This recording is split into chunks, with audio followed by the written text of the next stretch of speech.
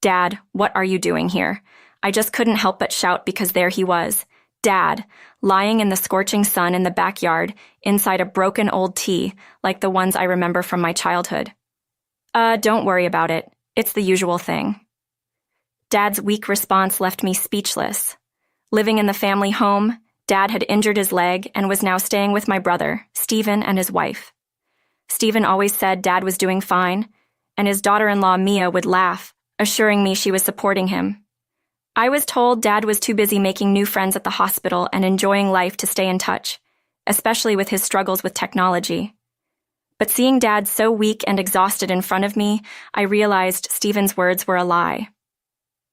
Dad slowly raised his hand, pointing towards something. There was I, a single office worker living in the city but dreaming of working in a resort hotel. I moved away from my parents' urban home to live alone in the countryside. My parents, Tanner and Rose, were in a car accident 2 years ago. Only Mom passed away. Dad injured his leg in that accident and was deeply depressed from losing Mom. Dad and Mom, always together, were known as lovebirds in the neighborhood. Dad, an inner person, would travel regularly with Mom, who loved trips. They had the accident on the way back from a trip, and Dad survived alone, constantly lamenting, "Why did I survive and not Rose?" His leg injury and the loss made him retreat further indoors. With my job, I could only do so much in terms of home care. I felt guilty seeing Dad so down, but thankfully I had my younger brother Stephen living near our parents' home. Stephen and his family occasionally checked in on Dad. "Dad's gotten quite weak," I said. "Well, they were lovebirds, it's understandable. We live nearby, so Elena, don't worry and focus on your work," Stephen responded. When I thanked him, Stephen said, "Recently, the recession has really hit our income. We need to start saving. How about you, Elena?" he said with a laugh. "That's tough. Thankfully, the hotel is doing well with the return of international tourists. I have been extremely busy lately with lots of overtime," I said. I had a lot of overtime, but that also meant extra pay, so I wasn't struggling financially. In fact, I have received a raise and believe I'm earning more than most of my peers. The challenging part, however, is the lack of personal time. Stephen had never spoken about financial troubles like this before. He mentioned they have been cutting back on food expenses, nearly reaching their limit every day. He hasn't bought new clothes in over a year and obviously hasn't been able to travel. They wanted to start a family, but even just the two of them were struggling to make ends meet, so having children wasn't an option right now. As I worried about how desperate their situation might be, Stephen said something while we were at his house. "Dad's leg has gotten much worse and he needs some help. We're thinking of living together to take care of him." Mia, sitting next to Stephen, chimed in, "We figured it's a good way to save money and look after Tanner too. It's like killing 2 birds with 1 stone." I replied, "That's really helpful. Please let me know if there is anything I can do to assist." I expressed my thanks then and there. "Thanks. Keep up the good work, Eleanor," Mia said happily. So Stephen's family decided to move in with Dad for caregiving and to save money. Dad and Stephen hadn't always been close. Stephen often stayed out late, and Dad frequently scolded him during his student days. They barely spoke after Stephen graduated and stopped visiting the family home. I rarely saw Dad and Stephen talk as adults, so Stephen's willingness to live with Dad surprised me. It was easy to guess they were struggling financially. I know how significant saving on rent and living expenses can be, living alone as I do, but I honestly felt anxious about whether they would provide proper care since I couldn't visit often due to work. I regularly call Stephen. "How's Dad doing, Stephen?" "He is starting to smile a bit more these days. Is caregiving enough?" "Sorry to leave it all to you," Stephen responded. "It's been 3 months since we started living together. We're getting used to it initially.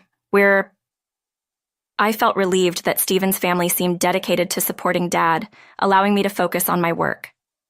Years passed, and after summer ended, I decided to visit my parents' home for the first time in years. To invite surprising them, I called Stephen. "Hey, Stephen, it's been a while." "Oh, long time no see. How are you? Think you can make it home this year?" Stephen's cheerful voice reassured me. "Yeah, work's finally settled down. I'm thinking of visiting for a couple of days." "That's right. Drive safely coming back." "Thanks. Let Dad and Mia know too." I couldn't reach Dad on the phone, so I told Steven and then returned to our parents' room for the first time in years.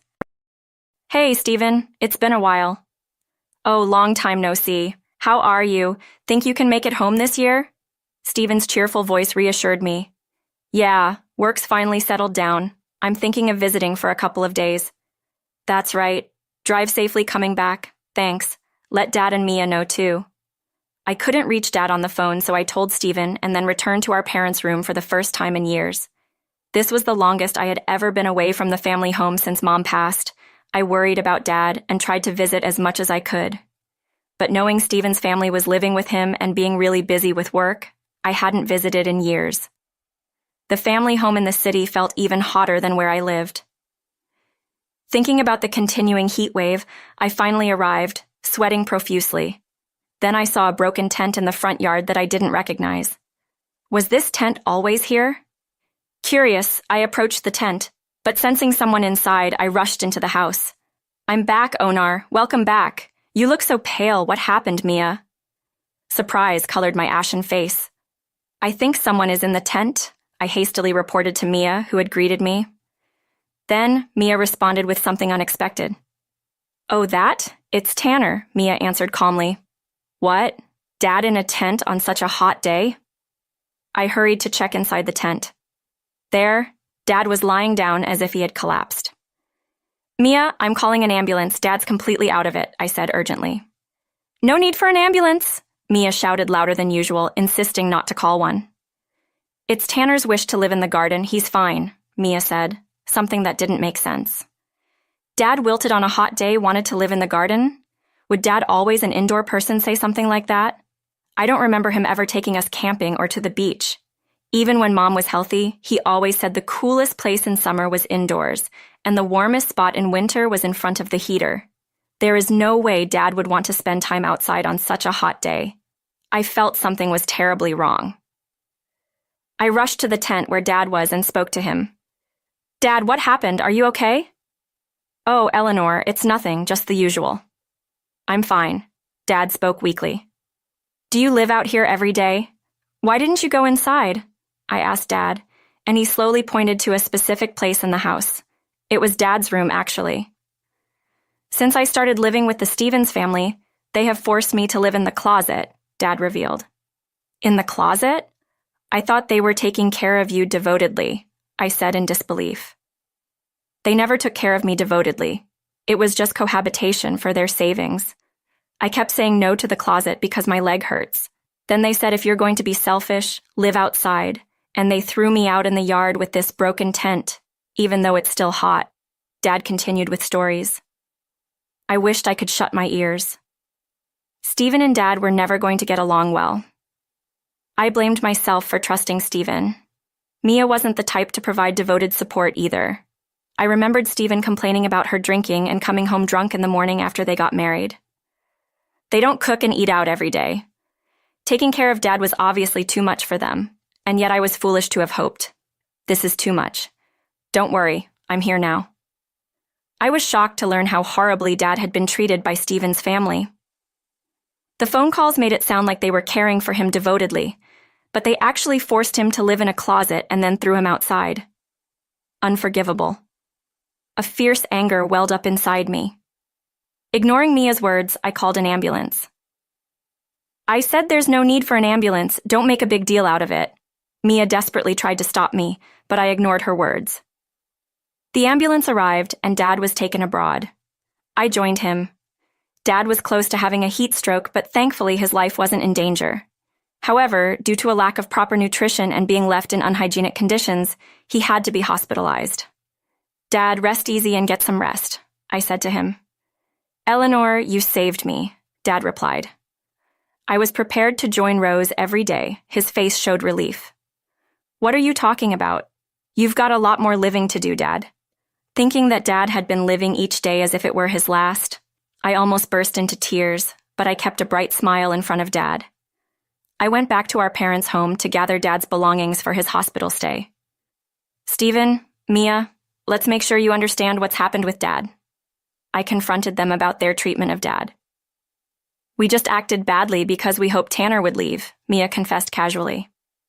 Yeah, surprisingly stubborn, didn't want to leave at all, Stephen said nonchalantly. They both seemed aware they were treating Dad terribly. They laughed mockingly as they talked about their harsh treatment, intended to drive him out. Do you realize what you're saying? It's good he's still alive, but if something had happened, you would be criminals, I said, outraged. That's an exaggeration. We fed him and checked on him once a day, Stephen said, treating his father like an animal. He's being hospitalized because he wasn't given proper food. What do you think of Dad? It's his house, and you're trying to kick him out, I said, my anger boiling over. Stephen and Mia showed no remorse and started making excuses. We didn't want to live here. We chose to move in because of financial troubles, but caregiving was harder than expected, Stephen said. Mia added, That's why we tried to put him in a facility. But Tanner really hated the idea of leaving this house full of memories with Rose. They even tried to kick us out, Stephen said, portraying themselves as victims. They wanted to kick Dad out, but when it looked like they might be the ones to leave, these schemes to make Dad want to leave instead. Living rent-free is a big deal for poor people like us. We couldn't let ourselves be kicked out, Stephen said. I never thought they would stoop so low as to degrade Dad's care and living conditions to monopolize the house. I knew Dad and Stephen were close, but I believed that as a mature adult in his mid-30s, Stephen would handle things better. The idea of such a vile scheme was frightening. Moreover, Stephen confessed they locked Dad in the closet and threw him out to make Dad choose to live with me instead of them. Country living is better for health. We were planning to send him to live with you in the countryside, Stephen said. He was more resilient than we thought. We were surprised he didn't leave before you came, Mia said, laughing as if reminiscing about old hardships. Now that Eleanor is back, Dad will probably say he wants to live with her, Stephen said, laughing in a mocking tone. Then, Stephen said something outrageous. Now that Dad's in the hospital, the house is ours. Pack his things and leave. I was speechless at their audacity to have the nerve to say such things while living in someone else's house. I gathered Dad's belongings and returned to the hospital. Dad, I heard everything from Stephen. You've been through a lot, Dad said. I tried to kick them out, but it backfired. The house is my treasure with Rose. I couldn't give it to them. Dad's endearing love for Mom was heartening. Don't worry about the house, I'll take care of it. How about living with me after you're discharged? Dad happily agreed. Thank you. I would love to live with you, Eleanor. After securing Dad's agreement to live with me, I returned home. 2 months later, countless calls came from Stephen. There are a lot of strangers in the house. What's going on? Although Stephen sounded furious, I didn't respond and handed the phone to someone else. The person I passed the phone to was Mom's dad, Grandpa. Hey, Stephen, I've heard everything from Eleanor. Seems like you've treated my dear son-in-law terribly, Grandpa said. Stephen sounded utterly shocked. Our parents' home was actually built by Grandpa in his younger days as a wedding gift for Mom. He had always been fond of Dad like his own child. When I told Grandpa about the whole fiasco, he was furious. He sent several of his strong apprentices to evict Stephen and his family. After the incident, I immediately called Grandpa, the owner of the land and the house. Grandpa, always imposing, was someone even Stephen had always feared. I knew he could handle the situation, so I asked for his help. Stephen, all your stuff has been arranged to be sent to Mia's parents' home, Grandpa said. Don't just go ahead with things, Stephen protested, though still fearful. A man who treats his wife like that has no right to complain. Do you have any objections? Grandpa said sternly. No, I'm sorry, Stephen said, and didn't talk back. After that, Grandpa was always kind to me, a woman, but very strict with Stephen. I remembered how Grandpa used to spank Stephen for crying when we were kids, telling him, "Don't cry, be a man." Well, his normal discipline in the past is now considered taboo. Watching Stephen like that, I felt grateful to be born a girl. Stephen, who had once defied Dad, never showed that side to Grandpa. Even now, he tried to resist a little, but Grandpa quickly took control. Stephen and Mia's belongings were all sent to Mia's parents' home, as Grandpa had arranged. Stephen and Mia arrived at Mia's parents' home. Dad, I think our stuff has arrived, so we came to get it, Mia said. Mia's dad, Kendrick, came out from the back room. I've heard the whole story from Eleanor. Stephen and Mia, you'll be living here with us now, he said. Stephen replied, We'll live at my parents' home. It's fine. Don't think you can come back after doing such things to your father. I'll straighten out your twisted characters, Kendrick said angrily. I knew Kendrick was a very strict man. I had gotten Mia's parents home contact details from Dad and explained everything to them. Mia and Stephen were then forced to live there and receive strict discipline. Mia was taught to cook from scratch and had to prepare 3 meals a day for the family. Stephen obtained permission from his company to work a side job and helped Kendrick with his work on the weekends. After Dad was discharged, Grandpa informed him that the house had deteriorated and needed repairs. Determined to fix the house full of memories with Mom, Dad worked hard on his rehabilitation and recovered. You did great with the rehabilitation, and doctors were even surprised by your recovery, I said. Of course I had to fix the house I shared with Rose. I can't let my spirit falter, Dad said with a brightness reminiscent of his younger days. His love for Mom seemed to be driving his recovery. Under Grandpa's guidance and with the help of his apprentices, the house was gradually repaired. Dad fixing the house seemed to regain the sparkle he had when Mom was alive. Dad, you seem so lively when I fix the house. Memories come back, and it feels like I'm talking to Rose. I used to think she was far away, but maybe she's been protecting me all along. Hearing Dad speak like this nearly brought me to tears. Perhaps Mom really had been protecting him all this time. Eventually, the hazardous repairs were completed. Once satisfied, Dad decided to let go of the house. Dad, are you sure about this? Yes, I feel like Rose is saying it's okay to let go now. I want someone to live in this beautiful house we fixed up. He spoke calmly. I think Mom would be happy about that. Thanks to Dad's and Grandpa's efforts, a buyer was quickly found. With the sale proceeds, Dad and Grandpa decided to move into retirement homes. I started visiting more often. Dad, how are you? I'm having a great time every day. Made lots of friends thanks to you, Eleanor. He smiled happily. Dad seemed to be enjoying his days with the other residents. I began cherishing time spent with my dear Dad more, living each day peacefully. As for Stephen and Mia, we're getting used to Dad's discipline, and it's comfortable in its own way, Mia said. Yeah, it's not always straight, and the house is big and great, Stephen added, seemingly content. Being free from caregiving is actually a blessing, Mia said happily. We're living a good life despite low income. Thanks to that, Stephen acknowledged. Stephen and Mia, accustomed to living at Mia's parents' home, were happy to be relieved of caregiving duties and showed no signs of remorse. Enraged by their lack of repentance, Kendrick eventually kicked them out. You show no sign of reflection. It's time for you to leave, he said quietly but angrily. Wait, Dad, pack your things and leave right now. Kendrick dismissed their excuses and expelled them. Having relied on their comfortable life at the parents' home, they had saved nothing, spending all your money each month. Suddenly homeless and at odds, they set up a worn-out tent in a park to live in until they could afford a place. It's cold. It's all Stephen's fault for his low income that we have to live like this, Mia blamed. The tent is from my parents' home, but I bought a new sleeping bag, so stop complaining. Besides, I'm working 7 days a week with no days off, Stephen retorted irritably. All the money he had earned from his side job was already spent. How about we contact Eleanor and ask to live with her in the countryside? Mia suggested nonchalantly. Let's give her a call, Stephen agreed without objection. They called me and endlessly told me about being thrown out of Mia's parents' home and their current life sleeping rough in a cold park.